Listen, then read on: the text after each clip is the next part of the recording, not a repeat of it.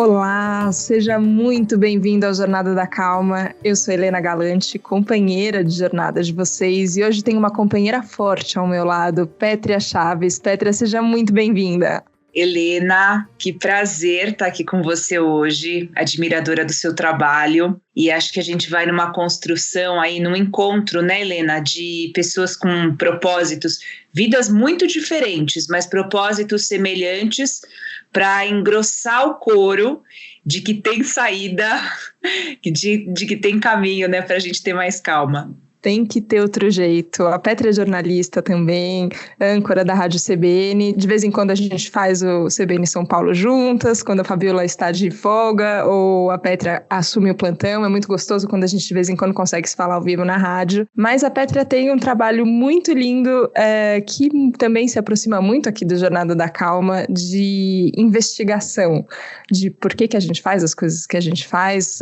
como a nossa mente funciona, quais são as pegadinhas que a gente tem, né? E como a gente consegue usar a informação para poder descobrir esse outro jeito de viver. E a gente vai falar, inclusive, de um documentário maravilhoso que quem ainda não assistiu tem que assistir, A Verdade da Mentira.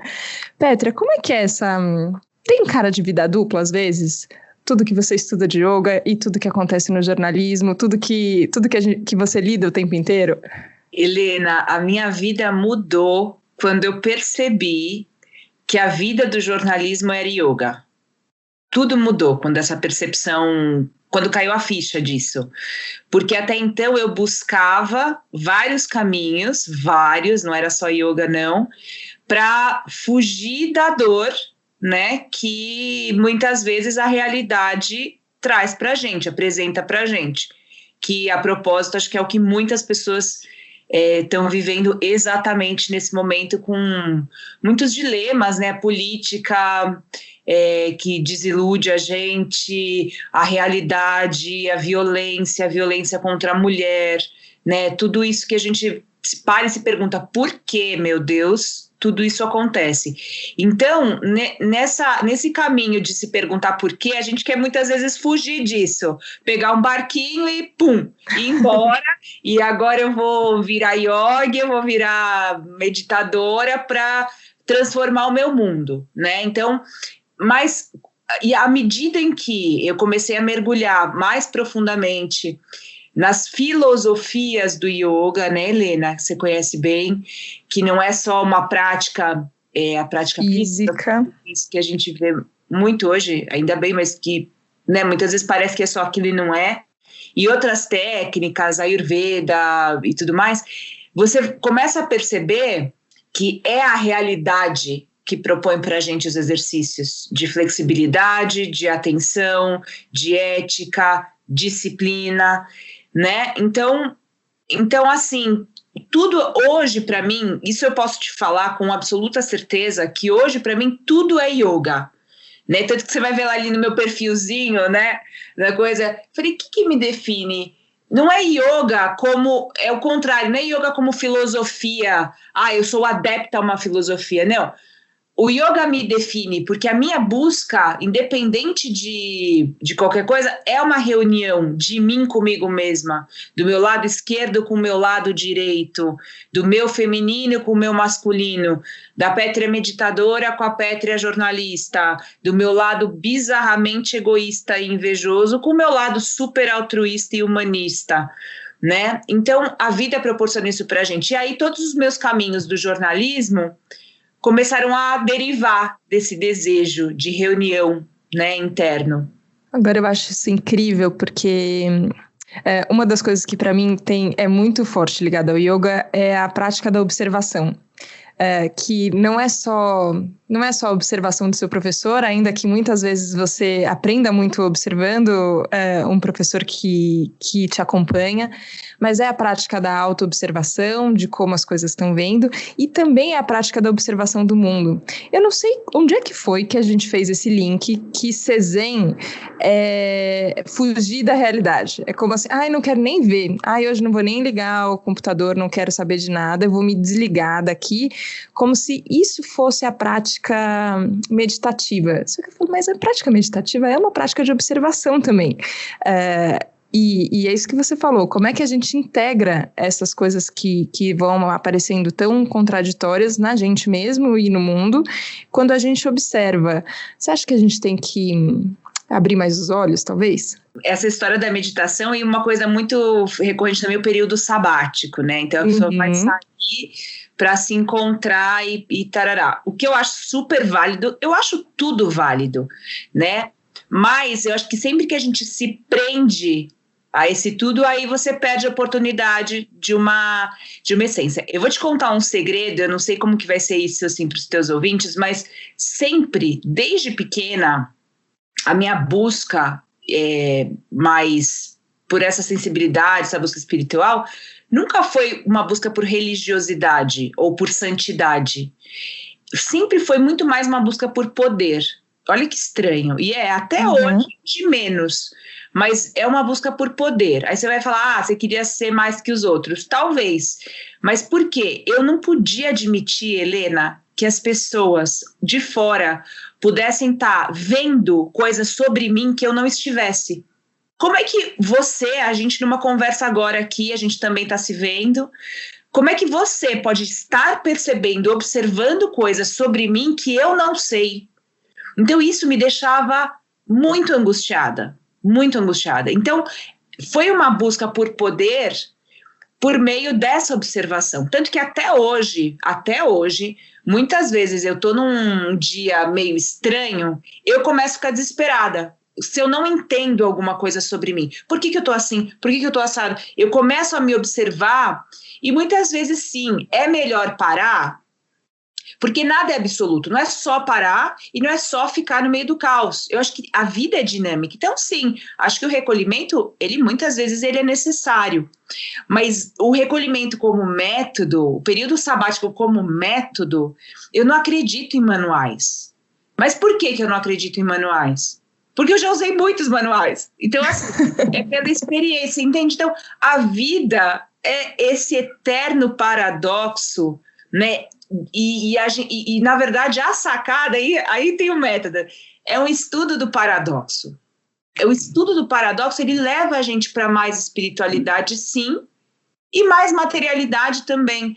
Agora, eu também não sei da onde que surgiu essa ideia de que talvez porque a gente realmente, é igual falar do detox de alimentação, né? Às vezes é bom você fazer um pouquinho lá daquela alimentação low carb, às vezes você faz um pouquinho de jejum, às vezes você faz um pouquinho de suco, e às vezes você está comendo loucamente, né? Então talvez nesse sentido seja bom, às vezes eu vou ficar um pouquinho, 2 dias, eu estou meio intoxicado de tecnologia, vou tirar um pouquinho, estou meio saturado do meu ambiente, vou desconectar, mas não que isso vai trazer a paz, porque se você fizer isso, eu já percebi, você vai ter mais agitação ainda. Isso não aconteceu já com você? Acontece. Vou desligar. Nossa. Você não desliga mesmo, você desliga o celular, mas a tua cabeça pira, né?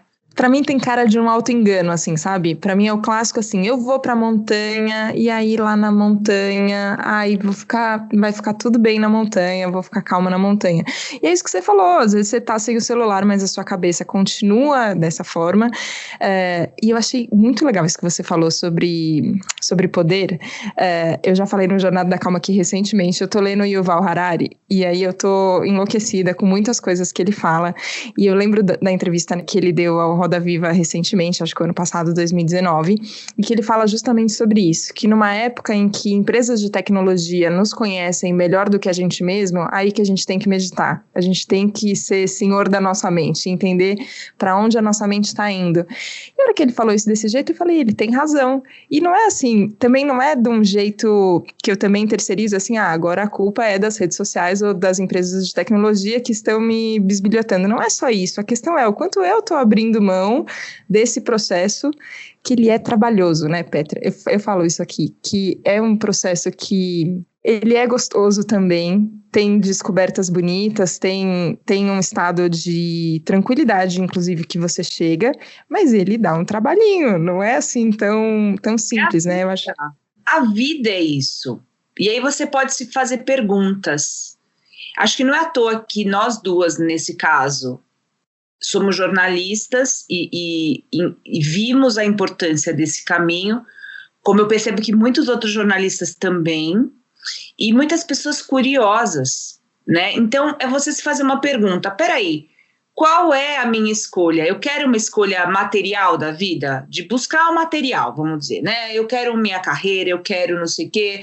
E aí você traça talvez uma meta. Você se fez essa pergunta e vai por esse caminho. Ou eu quero uma vida completamente espiritual, eu vou mergulhar, eu vou virar, sei lá, professor de yoga, ou de não sei o quê, de qualquer coisa, ou de meditação, você pode ir por esse caminho. Mas assim, a pergunta que eu faço, que hoje me deixa mais fascinada é, será que a gente não pode ter tudo, né? Será que tudo não é sagrado? Né? Você ter uma carreira bacana, você ter dinheiro, você ter uma prosperidade em todos os lados, né? E o Harari, para mim, você falou dele, eu acho que de tempos em tempos nascem essas pessoas que conseguem dar forma e, de certa maneira, catalisar o pensamento do momento. O Harari, ele é uma dessas pessoas, por ser historiador, por ser da academia, por ser, ele embora seja ateu, mas é judeu, né, israelense, que também tem ali um repertório que é muito importante, que está muito conectado com essas primeiras filosofias que tentaram desvendar a nossa origem. Então é muito importante, olha que interessante, de novo falando dos paradoxos, para a gente ser libertário, é muito interessante a gente ir nas bases, consultar as bases, e no polo mais conservador, né, do que de tradições, para entender e desmembrar e ter novas ideias. Eu gosto muito, de novo, dessa ideia do paradoxo. E o Harari, ele traz muitas coisas, assim, que são basais, nesse sentido também do que você falou. Eu gosto muito, eu sempre falo isso nos meus encontros, que tem a ver com tecnologia, que ele fala assim, se $1 foi gasto hoje em tecnologia, esse mesmo dólar deveria estar sendo gasto em consciência, porque somos nós que vamos manipular as máquinas, só que isso não está acontecendo. Se isso já não aconteceu, já temos aí uma questão posta. É um problema? É um problema. É uma questão? É uma questão. E aí a gente entende muito do que, por exemplo, você fala aqui no podcast, do que algumas pessoas estão pesquisando e trabalhando, psicólogos, psicoterapeutas, neurologistas, neurocientistas, que o poder, né, do ponto de vista científico, o poder dessas ferramentas para calma, para autocontrole, para mindfulness, para pratyahara, que é essa ideia da observação para o yoga, e da sua auto-observação. Isso passa a ser, e também uma imagem que eu gosto muito, Helena, que acho que você vai curtir, o yoga, para mim, ele é uma tecnologia. Ele é uma tecnologia para a engenharia de mim. E aí muda a linguagem. E aí a gente começa a entender, fora do contexto que a gente já conversou outras vezes, namastê, meditar. Helena, eu não sou fácil. A gente não é bonzinho, a gente quer ser melhor.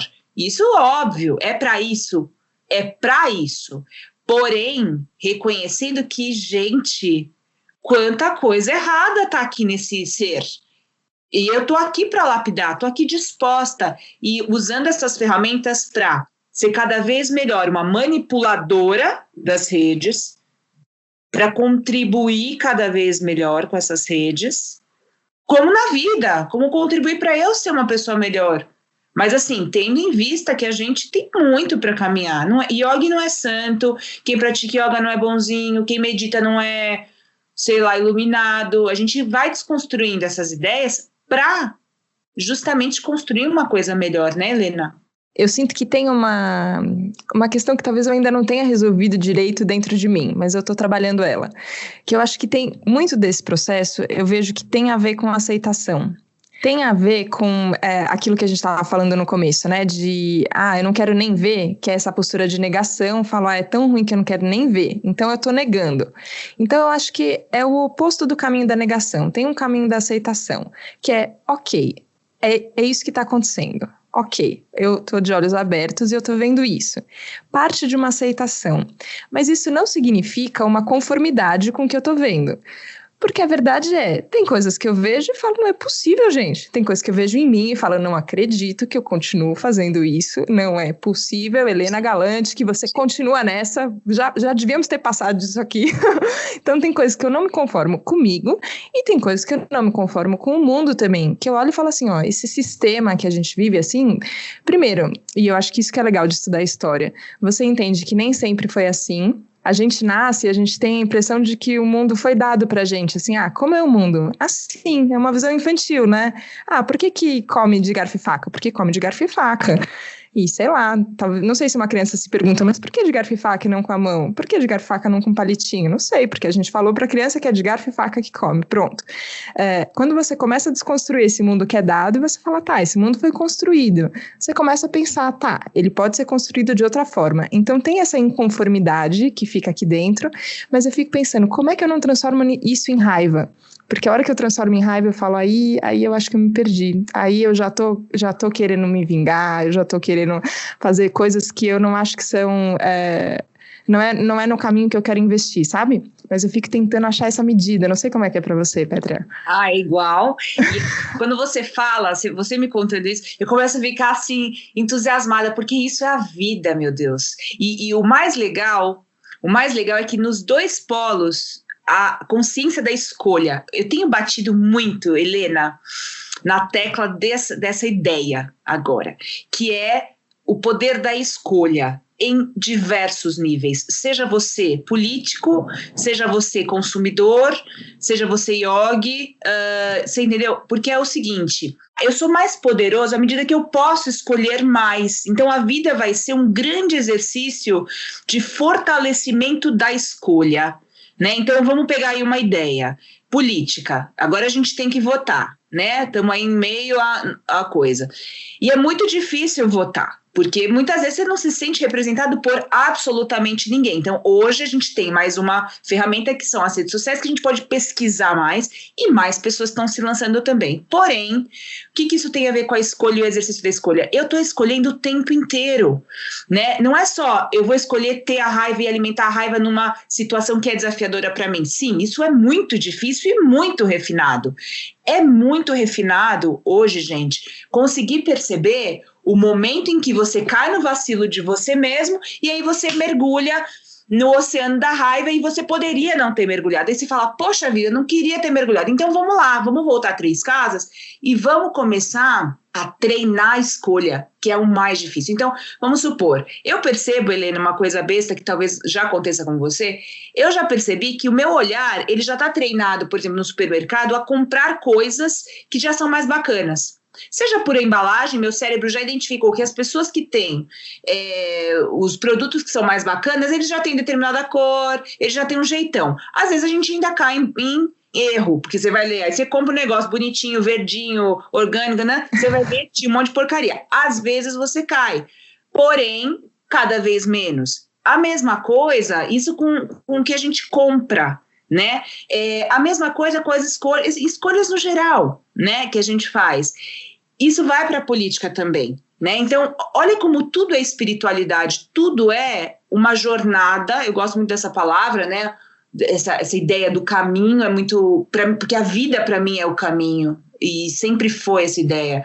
E aí você vai aprimorando. E aí, o que a gente tem? Numa mera situação, né, de confronto, besta, com a minha vizinha, que aí eu senti uma raiva imensa, eu falo, poxa, Petra, de novo, olha lá como você é, isso, você está exercitando tudo, não é só a briga com a vizinha, não é o yoga iluminado, você tá assim, eu gosto dessa palavra, embora as pessoas falem, adoro a palavra empoderar, porque ela também é referente a poder, e é essa ideia de contínuo, de caminho, de o tempo inteiro tem mais. Não chegou no coisa.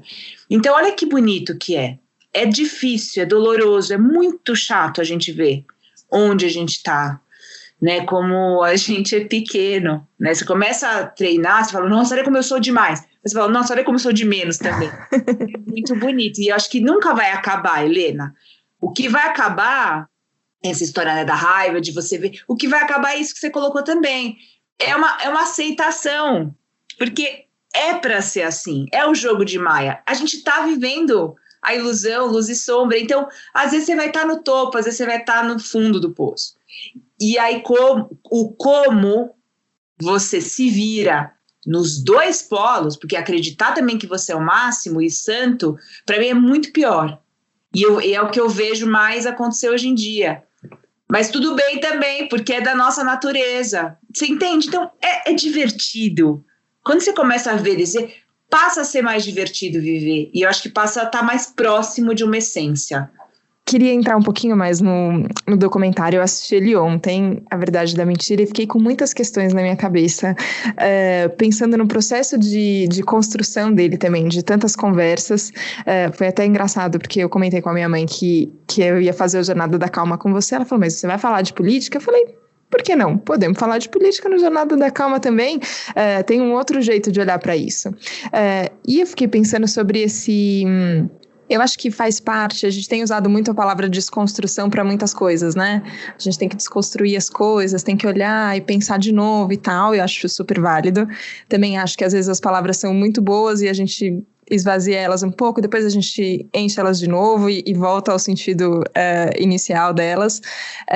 Mas acho que a gente se acostumou a olhar tudo com uma postura tão relativa, tudo é tão relativo que parece que não existe verdade. Eu acho que você é loira.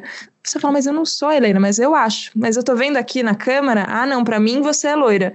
Você fala, cara, é loira ou não é loira, né? Deixa eu olhar aqui e ver o que acontece. Como é que a gente pode treinar? Eu acho isso muito legal da gente pensar, desse treino do olhar e desse treino de abertura. Como é que a gente pode treinar a buscar a verdade, sem cair também no a verdade é o que é pra mim e ponto. Que é também uma coisa meio nova era, né? Essa coisa muito. Então você vai pensar e agora eu posso falar para você que a Terra é plana. Você entende os perigos que tem da gente ir para os extremos, né? A vida, ela tá nesse meio que não é o medíocre, né? Porque também é isso, as pessoas vão caminho do meio e aí vai para o medíocre. Você tem que trilhar um caminho do meio entre a intelectualidade e a intuição e a espiritualidade. E o ponto de convergência é a linguagem, né? E hoje a linguagem está sendo atacada. E aí você tem um processo de desgaste civilizatório. A gente está no meio de uma barbárie hoje. A gente viveu barbáries concretas de assassinatos, de mortes, de guerras, de desconstrução e reconstrução de nações. Hoje nós estamos vivendo a mesma situação, porém ela é colocada para a gente no campo virtual. Então, é a mesma... Olha como a espiritualidade e a política, elas são a mesma coisa, o lado é uma moeda e uma ao lado da outra, porque a gente é assim, o ser humano é assim. Você não vai passar incólume se você só dá valor para o concreto, e você não vai passar incólume como civilização se você só der valor para valores espirituais subjetivos, porque a vida é essa dinâmica entre objetivo e subjetivo. E o que acontece? Hoje a linguagem está sendo atacada e a gente vai ter que ser levado à construção de uma nova linguagem para uma convivência no ambiente virtual. Porque hoje, inclusive, não é só quem tem essa linguagem desgastada, a gente tem essa coisa, né, essa pedância de falar não, porque falta educação. Né? Pessoas que não têm educação formal hoje têm muito mais ética para se comunicar melhor, muitas vezes nas redes.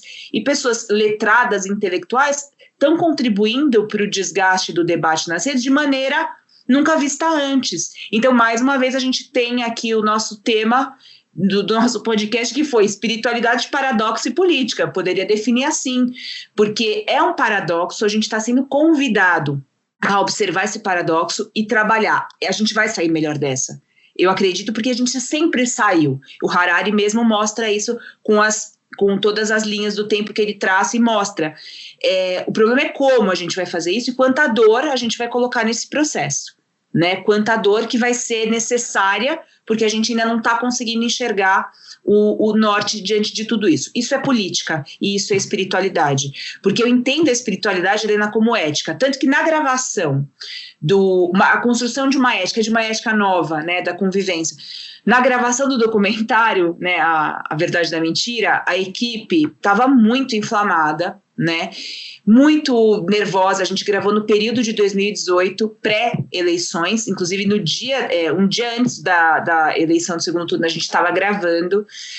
E as pessoas, a equipe me perguntava muito assim, Petra, mas assim, qual que é o nosso objetivo com esse documentário? Porque queriam, óbvio, talvez falar mal de um candidato ou outro que usa, né, de maneira irresponsável as redes. E eu olhava para a equipe e eu falava assim, gente, a nossa finalidade com esse documentário é consciência, expansão de consciência. Assim, essa louca tá falando. Realmente, eles me olharam. Eu tinha um preparo ali, né, interno, porque se eu não tivesse, eu ia me achar uma louca mesmo, entendeu? Eu falava, nossa, acho que eu tô falando bobagem. E eu tenho convicção, Helena, do que eu tô falando para você. A bola da vez agora é a gente entender que a discussão é política e espiritualidade. Com espiritualidade, o que eu quero dizer? Esse buraco, esse hiato de construção ética que a gente teve ao longo desses últimos tempos. Isso não tem a ver com letramento formal.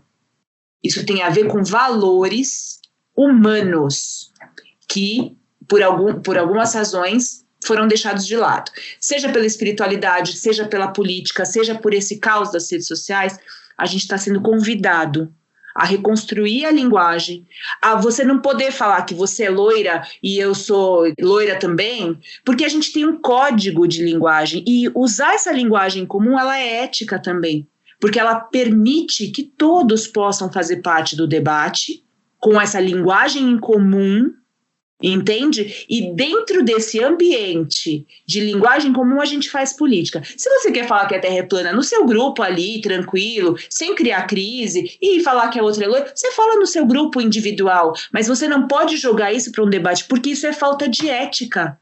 Você negar a linguagem e o ambiente onde a gente estipulou socialmente que ali vai se fazer política. Para quê? Para beneficiar o maior número de pessoas. Então a gente está numa discussão filosófica, numa discussão política e, claro, numa profunda discussão espiritual de desconstrução de muitos modelos religiosos que oprimiram até hoje, mas de construção potente, que é outra palavra que eu amo e que eu tenho usado bastante, sim, de uma nova sociedade, de uma sociedade em meio ao palco virtual. E aí o que a gente tem? Essa busca pela verdade, que é o quê? A busca que nos orienta desde sempre, né? Não, a gente não vai cair nessa cilada de achar que a Terra é plana, que não sei o quê, mas a gente tem que fazer um esforço, assim como a yoga, de olhar para as nossas sombras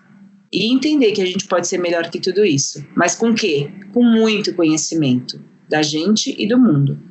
Nossa, eu me empolguei agora porque... Mas eu fiquei grudada em você e torcendo por tudo que você falava, porque isso que eu acho que você contou para a equipe no meio da gravação do documentário, isso daqui é sobre expansão de consciência. E para mim isso acho que é o que deixa mais claro, assim, ó, e é o que eu tento colocar em tudo que eu faço, assim, ó, por que eu tô fazendo isso? E eu acho que a gente tem formas de pensar nisso, né? O que eu tô deixando pro mundo, o que eu tô deixando para as pessoas, pelo que eu estou usando a minha palavra, né? A gente tem o privilégio de ser ouvido pelo que a gente usa a nossa palavra, e não é só a gente que é jornalista, todo mundo, a gente fala e coloca no mundo que intenção, né? Para onde a gente quer ir?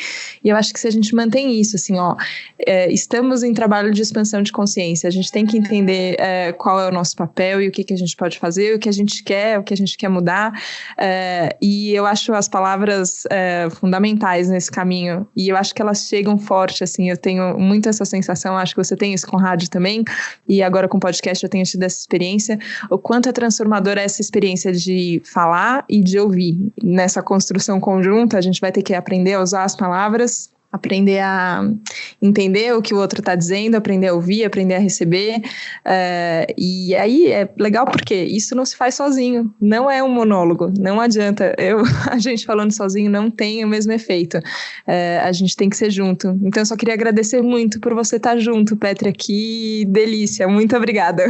É a palavra, Helena, que nos diferencia de todo o resto da existência, de toda essa grandiosidade. É a linguagem que é o que nos torna, inclusive, espirituais, mais perto de alguma coisa, de alguma criação. Então a gente precisa, e hoje, como todo mundo é emissor, todo mundo, você que está ouvindo a gente, né, e passa para as outras pessoas isso, porque tá todo mundo se comunicando, então a responsabilidade é de todos nós, e eu acredito, eu super acredito que a gente vai para frente. Amei conversar com você, querida.